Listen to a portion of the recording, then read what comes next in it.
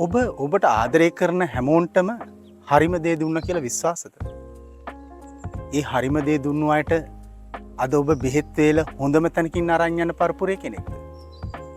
අපි හැමදාම කන බොන කෑම බෙහෙතක් හැටියට හිතලා Tamanගේ ආදරයම කරන අයට දෙන්න ඔබ දවසක් හරි හිතලා තියනවද? අපි එහෙම හිතන අය. ඕවිට පවුලම ඔබට වසක් විසක් ඔබගේ ශරීරයට එකතු වෙන්න හොඳ නෑ කියලා අවංකම හිතන අය.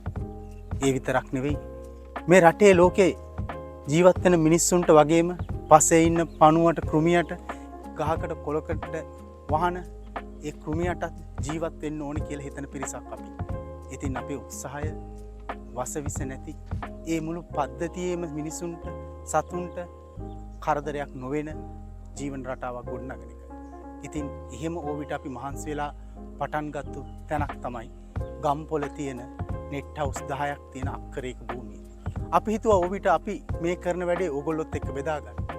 මේ බෙදා ගන්න දවස ජූලි මාසේ 20 වෙනිදා. ඔබට ඊටාම ගෞරවයෙන් ආරාධනා කරනවා. ජූලි 20 වෙනිදා මේ රටේ මිනිස්සුන්ට වස විසෙන් තොරව කෘමියන්ට ඒ වගේම පසේ ඉන්න සියලු සතුන්ට අබේ දාණය දෙන අපේ ව්‍යාපෘතිය සමග එකතු වෙලා එහි සතුට බෙදා ගන්න එන්න කියලා.